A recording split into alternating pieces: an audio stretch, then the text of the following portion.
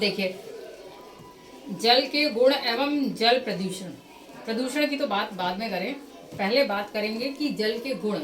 गुण मतलब होता है क्वालिटी, ठीक है, या प्रॉपर्टी। अब आपसे पूछा जाए कि आपके अंदर कौन कौन से गुण हैं, तो बताओ क्या गुण हैं आपके अंदर। हम मैथ के सवाल ढंग से कर सकते हैं। ढंग से तो अच्छे से कर सकते अच्छे हैं, से कर सकते हैं। ठीक है। और अपना एक गुण बताओ, कोई भी जो अच्छा गुण आपके अंदर गुण हो। मैं सभी से अच्छे से बात करता हूँ। ये इनका गुण हो गया, तो ये गुण है आपके। जी। तो ऐसे ही पानी के भी कुछ गुण होते हैं, कुछ प्रॉपर्टीज होती हैं, ठीक। पहली प्रॉपर्टी, तो पहला गुण तो आप यही याद रखिए कि पानी का रंग कैसा होता है।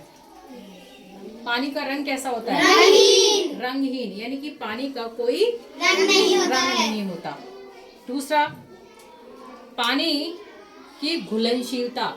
पानी जो है बहुत सी चीजों को घोल देता है, जैसे नमक को घोल देगा, ठीक है, चीनी को घोल देगा। क्या मोम को घोल पाएगा? जो पानी में घुल जाते हैं वो घुलनशील, जो पानी में नहीं घुलते वो पानी में अघुलनशील। तो मोम कैसा हो गया? पानी में अघुलनशील। अघुलनशील आएगा, आ नहीं आएगा, अघुलनशील, ठीक है।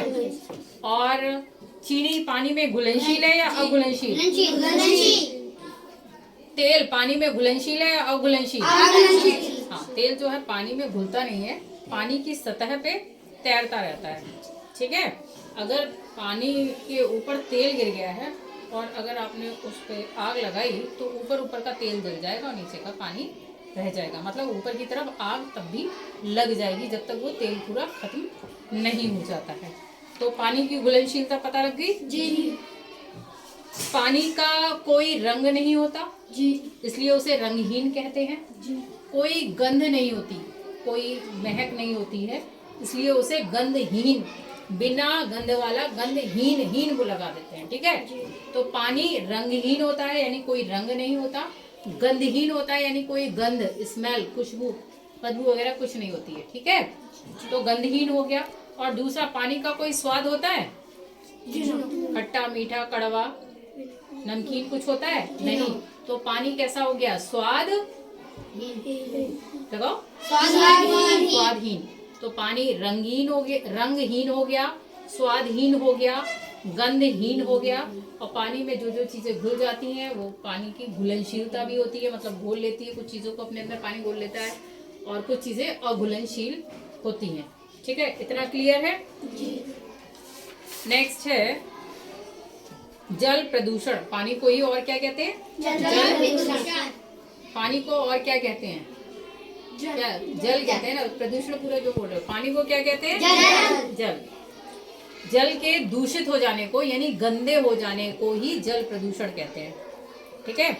सपोज करो पानी साफ सुथरा पानी है तालाब में, अब तालाब के किनारे कुछ लोग क्या करते हैं? कपड़े धुल लेते हैं, तो कपड़े धुलने के बाद वो जो साबुन गया उसी के अंदर गया। कुछ लोग कुछ फेंक भी देते हैं, कुछ खा रहे हैं तो डाल दिया पानी में, कुछ अपने जानवरों को नहला लेते हैं, करते हैं। तो उससे क्या हुआ? जल प्रदूषित हो गया यानी गंदा हो गया, ठीक है। उसको ही बोलते हैं जल प्रदूषण, ठीक। अब अगर आप गंदा पानी पीते हैं, ठीक है, अगर आप गंदा पानी पीते हैं तो आपके अंदर गंदे पानी यानी दूषित जल के पीने के कारण कुछ बीमारियां हो जाएंगी, ठीक। ये बीमारियां हमने आपको पहले बताई थी। पहली क्या होगी? पेचिस। पेचिस में क्या होता है? दस्त, बार बार दस्त आते हैं, ठीक है। सेकंड है टाइफाइड। टाइफाइड जो कि अभी बहुत चल रहा है, हाँ बोलो। बुखार आता है और सिर दर्द होता है। सिर दर्द होता है, ठीक है, लगातार बुखार आता रहेगा और सिर दर्द होगा। नेक्स्ट है पीलिया। आंखें पीली, खून पीले, टॉयलेट पीली, हाँ पेशाब पीले रंग की आएगी, ठीक है। पीला रंग तो होता है टॉयलेट का, लेकिन जिसे पीलिया हो जाता है उसे बहुत ज्यादा हल्का पीला रंग होता है ना वैसे टॉयलेट का, ठीक है, तो उसका कलर होता है टॉयलेट का। पीलिया में खून की कमी हो जाती है ना, इसीलिए सब नाखून हो, पेशाब हो या स्किन हो, त्वचा हो, ये सब पीले पड़ जाते हैं। हैजा में क्या होता है? ज्यादा और लगातार उल्टी और दस्त आते हैं तो वो होता है हैजा। ये सब चारों बीमारियां जो हमने बताई, पेचिस हो, चाहे टाइफाइड हो, चाहे हैजा हो और चाहे पीलिया हो, ये सभी गंदे पानी पीने की वजह से होते हैं। अगर हमें इन बीमारियों से बचना है तो हमें साफ पानी पीना है, ठीक है, साफ पानी पीना है। अगर आपको लग रहा है कि आपके यहाँ हैंडपंप का ही पानी आ रहा है, वो भी गंदा आ रहा है, तो उसका तरीका ये होता है, पहले उस पानी को खूब अच्छे से उबाल लो, उबाल के उसे ठंडा कर लो और छान के फिर पियो उसे, ठीक है। उबाल लो और छान के रख लो, फिर जब वो ठंडा हो जाए तब उसे पीजिए, तो आपको ये बीमारियां नहीं होंगी। कौन सी? पेचिस, टाइफाइड, हैजा और पीलिया, ये 4। अब अगर आपसे पूछा जाए दूषित जल से होने वाले कोई 4 रोग बताओ। एक पहली, सेकंड, थर्ड, फोर्थ, हैजा। पीलिया में क्या होता है? नाखून लाल हो जाते हैं, लाल, पीले, नाखून पीले हो जाते हैं। और क्या होता है? पेशाब पीली हो जाती है, ठीक है। और स्किन होती है वो पीली हो जाती है, आंखें पीली हो जाती हैं। ठीक है, स्किन, आंखें पीली हो जाती हैं क्योंकि खून की कमी हो जाती है। अच्छा, एक बात और बताइए, हमने इससे पहले भी, अगर खून की कमी हुई है तो हमें कौन सी सब्जी जो है खानी चाहिए? चुकंदर खाना चाहिए। और अनार फल हो गया, ठीक है। पालक में भी आयरन बहुत होता है, उससे भी खून बढ़ता है, ठीक है, तो पालक भी खाना चाहिए, चुकंदर भी खाइए, फलों में अनार लीजिए, ठीक है। तो ये जल प्रदूषण समझ में आ गया सबको? जी। अब आपको अगर ये कोई बीमारी हो रही है तो आपको डॉक्टर के पास जाना चाहिए, उसकी दवाई भी लेनी चाहिए।